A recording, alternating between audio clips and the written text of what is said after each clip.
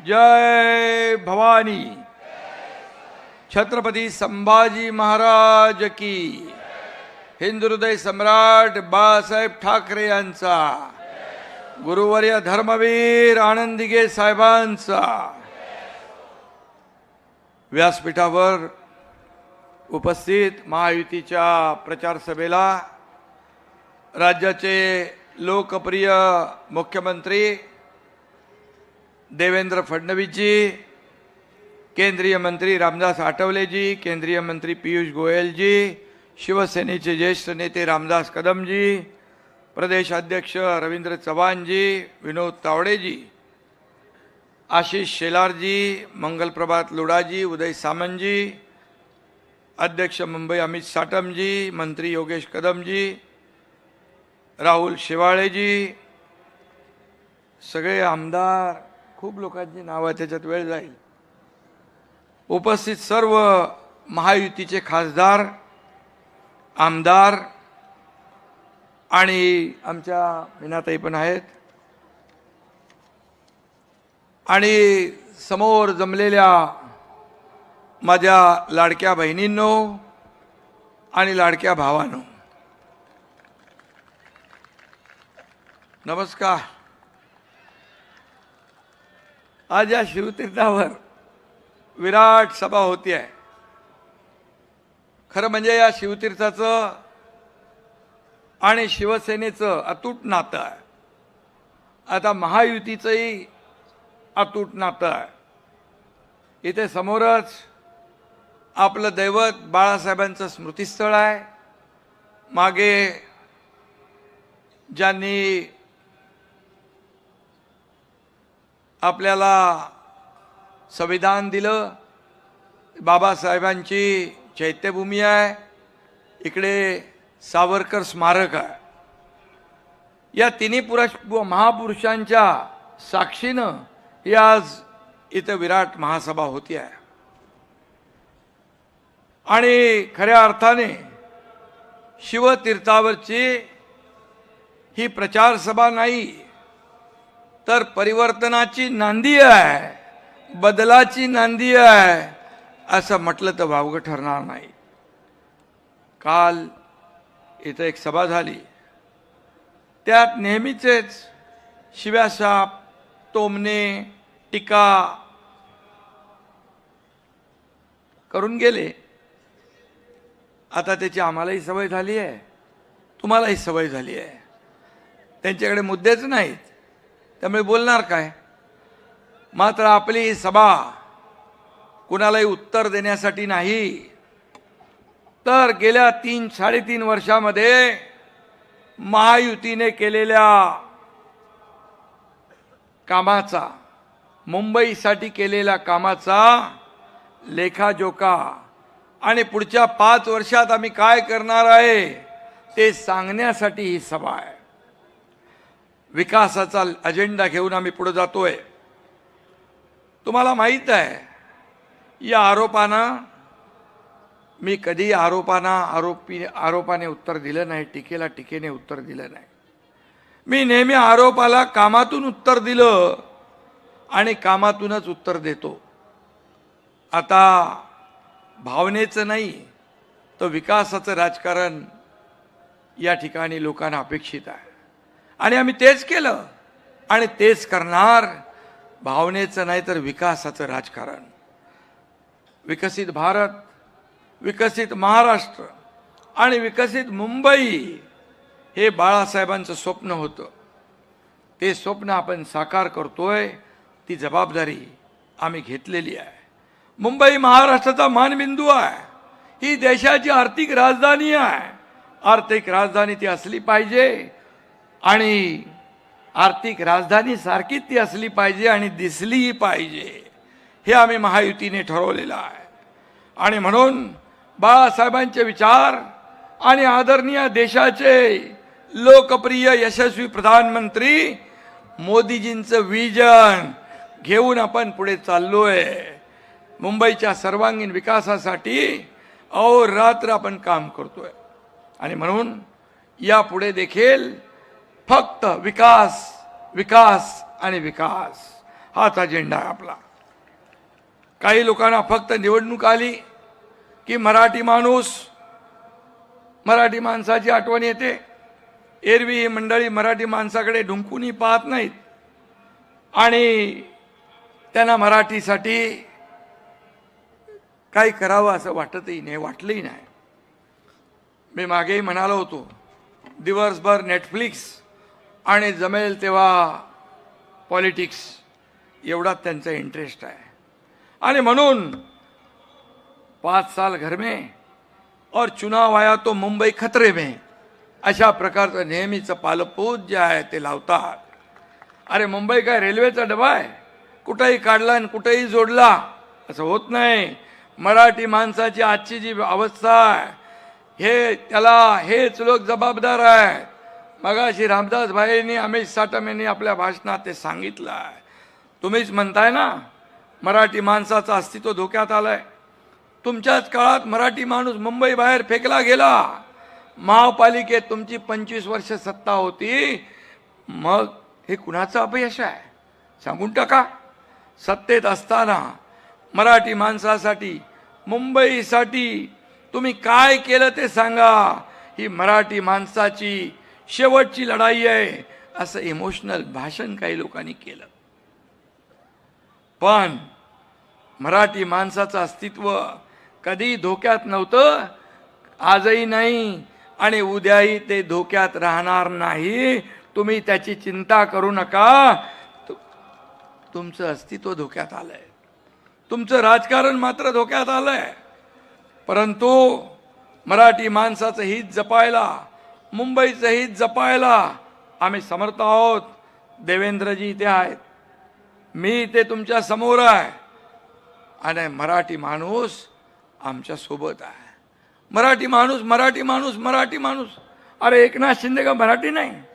देवेंद्र फडणवीसजी काय मराठी नाहीत? मराठी माणसासाठी काय केलं ते सांगा.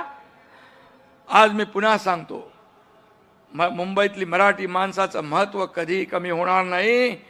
आणि त्यासाठी येणारा महापौर महायुतीचाच असेल आणि मराठीच असेल. मुंबईवर युतीचा भगवा फडकणार, महायुतीचा भगवा फडकणार. ही काळ्या दगडावरची भगवी रेघ आहे, लिहून ठेवा तुम्ही.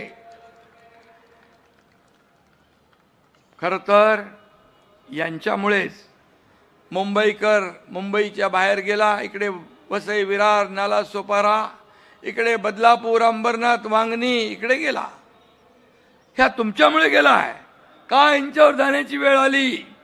आणि म्हणून यांना पुन्हा सन्मानाने मुंबईकर जो बाहेर गेला त्याला पुन्हा मुंबईत आणण्याचं काम ही महायुती केल्याशिवाय राहणार नाही.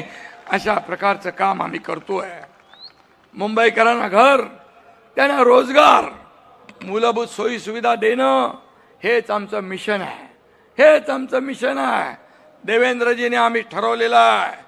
आता मुंबईकर जो गेलाय बाहेर, जो रडतोय, त्याला भाडं नाही, बेघर झालाय, त्याला पुन्हा मुंबईत आणू हे आम्ही ठरवलेलं आहे. हा संकल्प आम्ही केलेला आहे. आम्ही हवेत बोलत नाही, आमचं काम बोलतंय. 3.5 वर्षाचं काम बघा, डोळ्यांनी बघा आणि मग बोला आमच्यावर. आमचं no settlement, only development. No settlement, only development हा आमचा अजेंडा आहे. त्यांचं करप्शन फर्स्ट होतं, आमचं मुंबई फर्स्ट आहे. मुंबई फर्स्ट. आणि म्हणून आम्ही मराठी माणसासाठी काय केलं ते मी सांगतो. नीट ऐका तुम्ही, ऐका. 20,000 इमारतींना ओसी देण्याचा निर्णय आमच्या महायुती सरकारने घेतला. 20,000 इमारती, 20,000 लोक नाहीत. पागडी मुक्त मुंबई करण्याचा निर्णय आमच्या महायुती सरकारने घेतला. फनेल झोन मध्ये अडकलेलं रिडेव्हलपमेंट करण्याचा निर्णय आमच्या सरकारने घेतला. झोपडपट्टी मुक्त मुंबईसाठी 17 मोठे झोपडपट्ट्यांचे क्लस्टर करण्याचा निर्णय आम्ही घेतला. खड्डे मुक्त मुंबई करण्याचा निर्णय आम्ही घेतला. मला आठवतंय, मी मुख्यमंत्री होतो, देवेंद्रजी आणि आम्ही ठरवलं, आयुक्तांना बोलवलं, का खड्ड्यातून प्रवास आमच्या जनतेचा, मुंबईकरांचा, तुम्ही सगळे रस्ते काँक्रीटचे करा. 2 फेजमध्ये आपण मुंबईतले सगळे रस्ते काँक्रीटचे करतोय. मे पर्यंत बरेचसे रस्ते त्यातले होतील. पुढच्या 1 वर्षात मुंबई खड्डे मुक्त झाल्याशिवाय राहणार नाही. हे काम आहे आमचं. हे काम केलंय. म्हाडा इमारतींच्या पुनर्विकासासाठी क्लस्टर योजना आम्ही आणली आहे.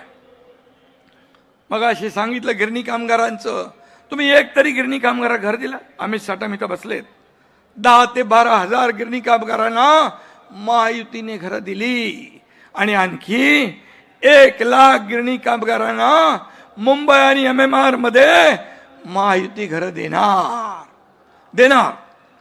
कारण मुंबईकर मुंबईसाठी खपला आहे. आम्ही स्वतःची घरं भरणारे नाही, लोकांना घर देणारे आहोत. आम्ही देणारे आहोत, आम्ही घेणारे नाही. 3.5 वर्षात पाहिलंय तुम्ही, लाखो मुंबईकरांना, मराठी माणसांना त्याचा फायदा होईल. त्यांच्या काळातलं एक तरी काम सांगा. उलट आधी जी कामं सुरू होती, जे देवेंद्रजी मुख्यमंत्री असताना, हे झाल्यानंतर, हे मुख्यमंत्री झाल्यानंतर त्याला स्टे दिला, स्पीड ब्रेकर आणला, सगळं ठप्प केलं. मेट्रो 3चा प्रवास रोखला. पण आमचं सरकार आल्यानंतर सगळे स्पीड ब्रेकर हटवले.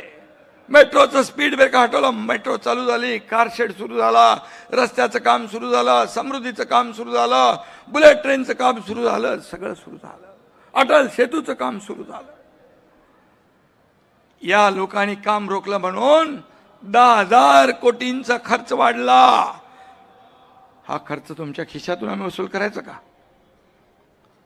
तुमच्या अडेल तट्टू भूमिकेमुळे तुम्ही हे प्रकल्प रोखले.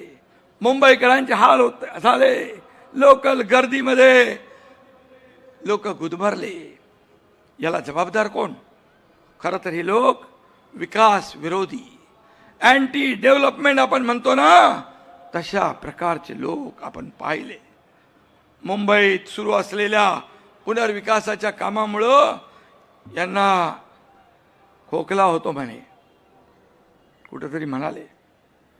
पण वर्षानुवर्षे झोपडपट्ट्यांमध्ये आणि धोकादायक इमारतीमध्ये राहणाऱ्या लोकांपेक्षा यांच्या स्वतःच्या खोकल्याचं कौतुक मोठं आहे. अरे, स्वतःच्या बंगल्याला परमिशन आणि गरिबांच्या घरांमुळे पोल्युशन होतंय, प्रदूषण होतंय. तुम्ही बंगल्यावर बंगले बांधा आणि या गोर गरिबांनी झोपडपट्टीमध्ये त्या बाथरूमच्या, टॉयलेटच्या पाण्यामध्ये, गटाराच्या पाण्याच्या बाजूला राहायचं, खितपत पडायचं.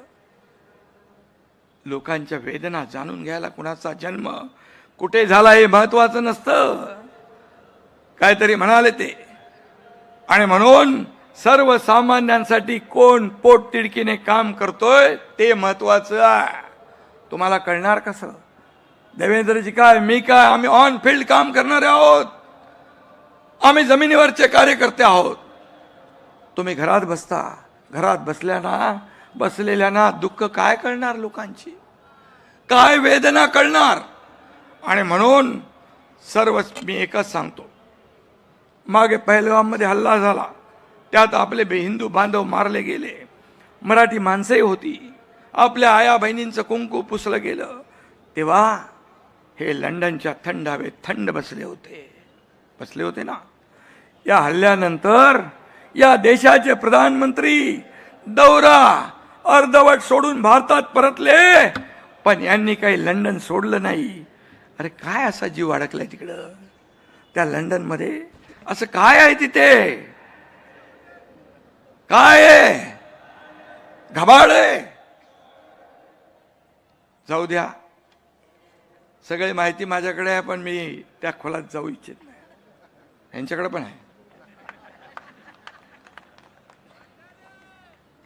आज जे लोक मराठी माणसाच्या नावाने गळे काढतात ते निवडणूक संपल्यानंतर आराम करायला कुठे जातात ते तुम्हाला माहित आहे. परत येतील ना. यांना मुंबईशी काही देणं घेणं नाही, मराठी माणसाशी काही देणं घेणं नाही. आता म्हणतात आमच्या वादापेक्षा महाराष्ट्र मोठा आहे, वादापेक्षा. अरे मग मी म्हणतो 20 वर्षापूर्वी वेगळे का झालात? त्यावेळी तुमच्यासाठी महाराष्ट्र काय छोटा होता? बाळासाहेबांची इच्छा होती तेव्हा ती पूर्ण नाही केली. त्यावेळी बाळासाहेबांपेक्षा तुमचा स्वार्थ मोठा होता, अहंकार मोठा होता. हे साऱ्या महाराष्ट्राने पाहिलेलं आहे. एकमेकांविषयी काल परवापर्यंत एकत्र येण्यापर्यंत काय काय बोललात तेही आठवा. स्वार्थासाठी वेगळे झालात आणि स्वार्थासाठीच एकत्र आलात ही मुंबईकर जनता जाणते आहे. हे मुंबईकरांना पक्क माहीत आहे. मराठी माणसाच्या नावाने खोटा पुळका, खोटं प्रेम दाखवण्याची आवश्यकता नाही. हे पुतना मावशीचं प्रेम आहे, हे खरं प्रेम आहे. आणि म्हणून मराठी माणसाने सावध राहणं आवश्यक आहे. मराठी माणसासाठी काय त्यांनी केलं हे आठवून बघा. आणि आम्ही 3.5 वर्षात, या मागचं तर जाऊ द्या, 3.5 वर्षात काय केलं ते बघा, काय करतोय तेही बघा. 20 वर्षात आम्ही विचारांची भूमिका, बाळासाहेबांच्या विचारांची भूमिका घेतली तर खालच्या पातळीवर जाऊन टीका करता. मग तुमच्या भावाचे नगरसेवक फोडले तेव्हा किती तुम्ही दान दक्षिणा घेतली हो तेही एकदा सांगा. तेही सांगा. तेव्हा काही वाटलं नाही. 25 वर्ष मुंबईला लुटणारे आज भ्रष्टाचारावर बोलताय. ही मोठी गंमत आहे, मोठा जोक आहे. आणि म्हणून आम्ही आयत्या बिळावरचे नागोबा नाही. आम्ही कार्यकर्त्यातून मोठे झालोय. कार्यकर्ता काम करून करून या ठिकाणी मोठा झालेला आहे. आम्ही तुमचं काही जाताना घेऊन गेलो नाही. आम्ही मंत्रिपद सोडून गेलो, सत्तेवर पाणी सोडून गेलो. असं एक तरी उदाहरण महाराष्ट्राने देशात दाखवून द्या. आणि आमचं सरकार स्थापन झालं, युतीचं गठबंधनचं सरकार स्थापन झालं. तुम्हीच आम्हाला दूषणं देता. मगाशी रामदासबाईंनी सांगितलं, मी त्याच्यावर बोलत नाही, पण मराठी माणसाच्या आणि भारतीय जनता पक्षाच्या पाठीत खंजीर खुमसण्याचं काम तुम्ही केलं.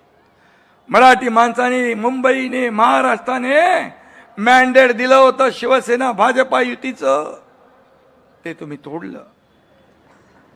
आता महायुतीने केलेली कामं चोरणारी कामचोर टोळी आता नवीन सुरू झाली आहे, सक्रिय झालेली आहे.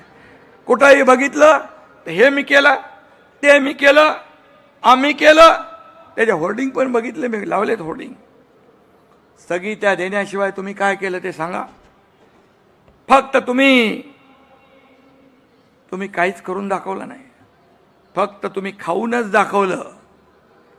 कोणी कोविड रुग्णांची खिचडीतले पैसे खाऊन दाखवले, बॉडी बॅग मधले पैसे खाऊन दाखवले, कोविड सेंटरचे पैसे खाऊन दाखवले, मिठीच्या गाळ खाऊन दाखवला.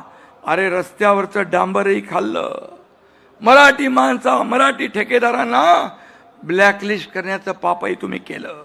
मुंबईची मोकळी मैदान आणि भूखंड कोणी कुणाच्या खिशात आणि घशात घातली तेही बघा. आठवा, रस्त्यावरचे काम करणाऱ्या कंपनीला, पेंग्विनचं कोणतं नाव घेतलं, ती कंपनीला दिलं. बोरिवलीच्या कपडे व्यापाऱ्याला ऑक्सिजन प्लांट उभारण्याचं काम दिलं. वा रे वा. कोण आहे तुमचा लाडका रोमिल छेडा? मराठी मुलांनी यांच्यासाठी करायचा राडा आणि टेंडर घेणार यांचा रोमिल छडा. असं कसं होईल?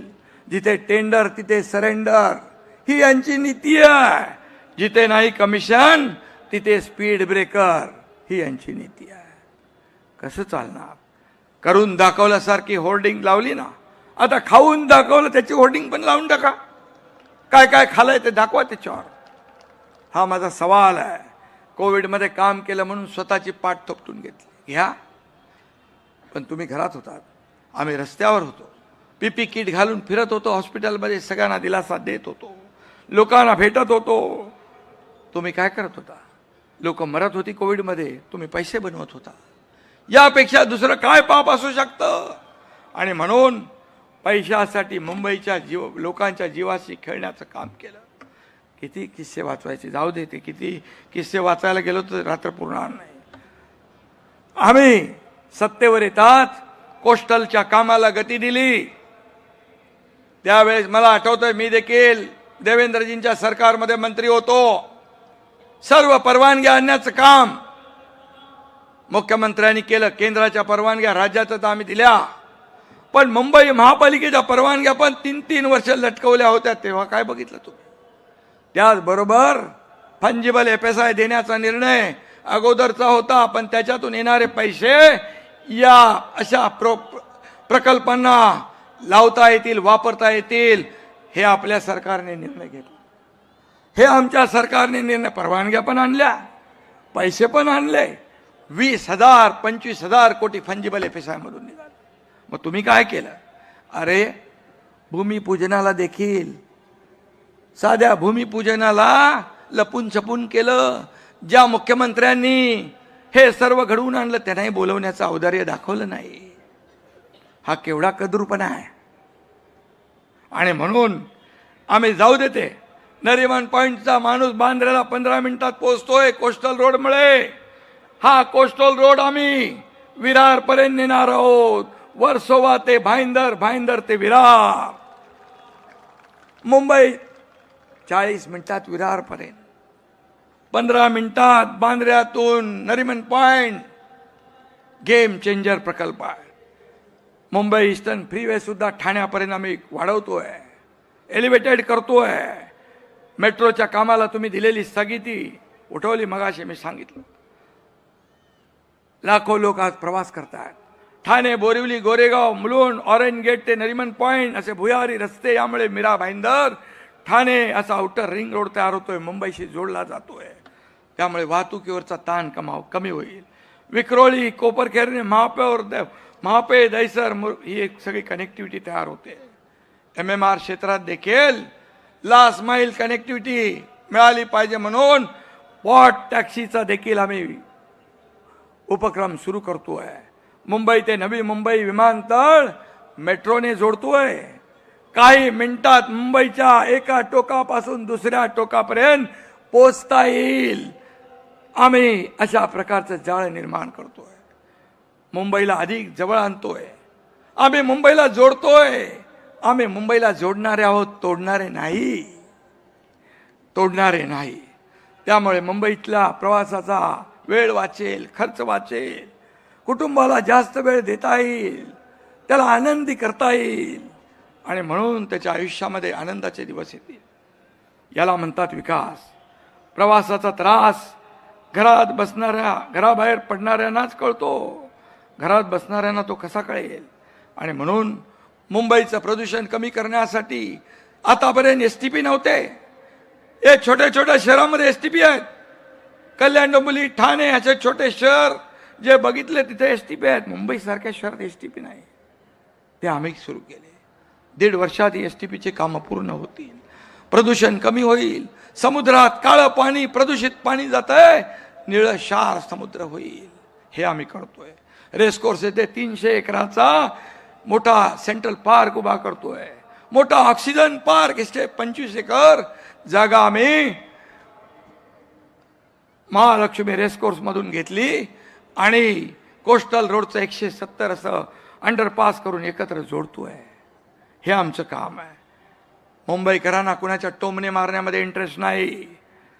माझ्या आयुष्यात काय बदल होतोय, माझा प्रवास कसा सुकर होतोय, याला प्राधान्य मुंबईकर देणार.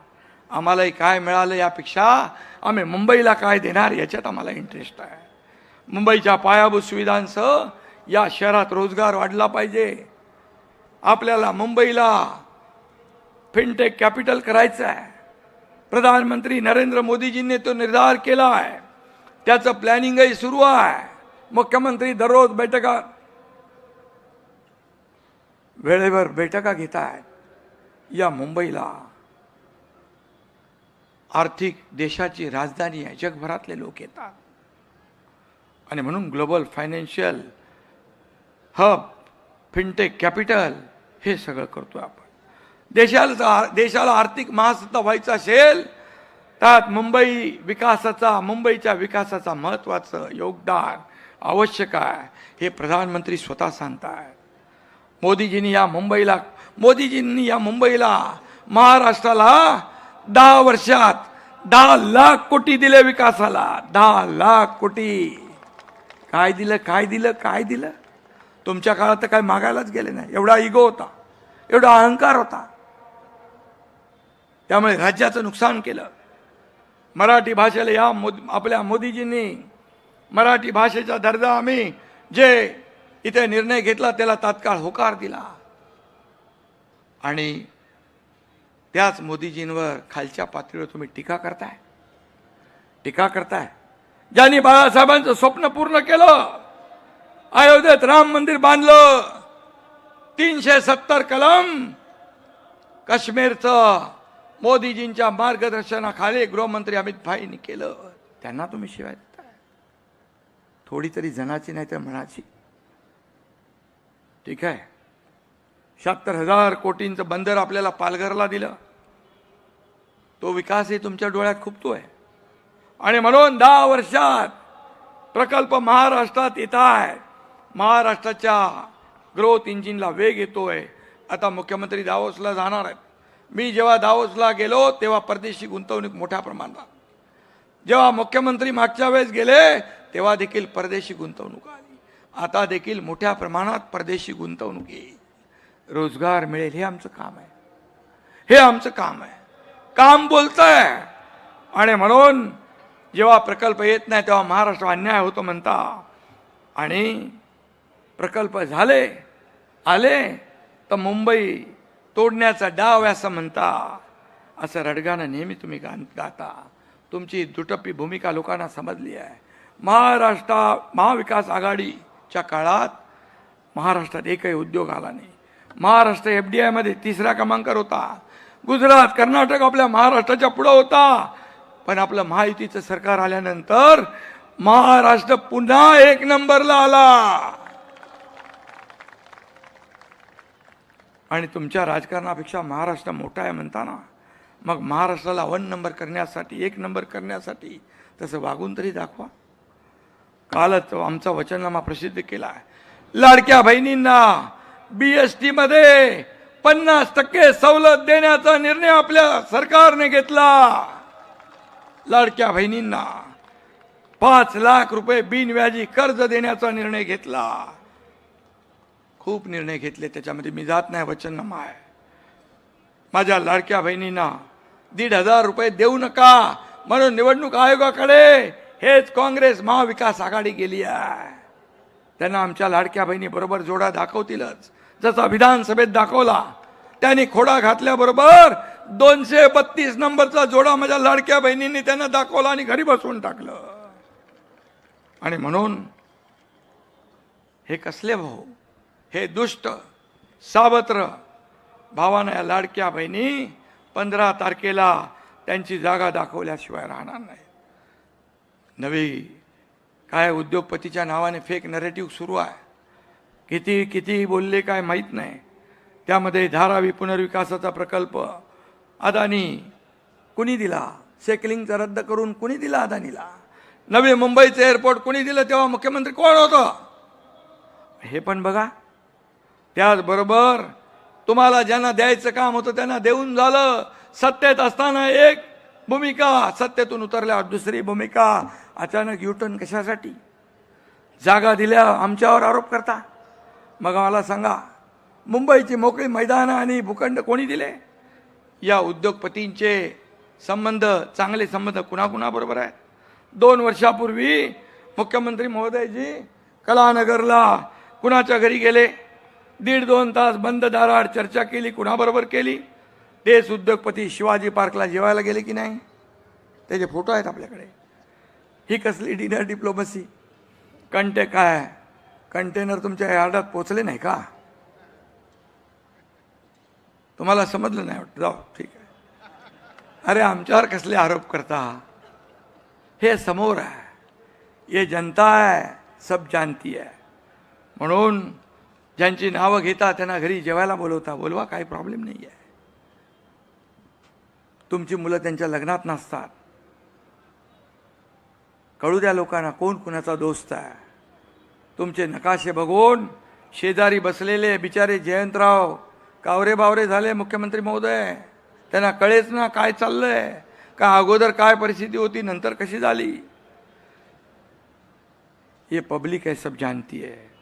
आणि मी सांगतो, जब चाहिए हरी पत्ती, जब चाहिए हरी पत्ती, तब याद आते हैं उद्योगपती.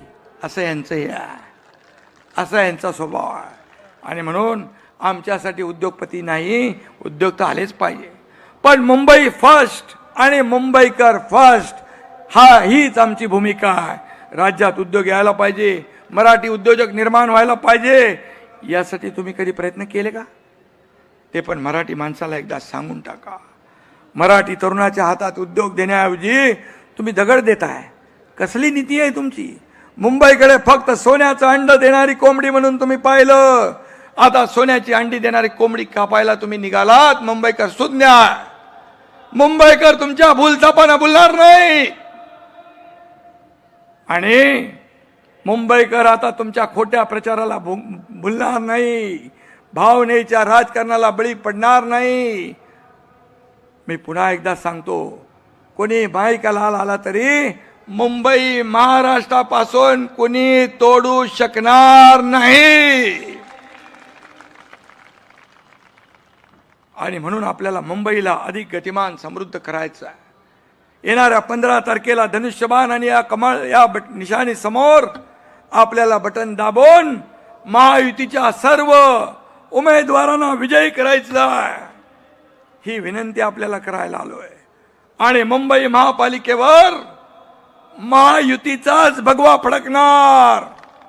आणि पुन्हा एकदा सांगतो, मुंबईचा महापौर मराठीच होणार. जय हिंद, जय महाराष्ट्र.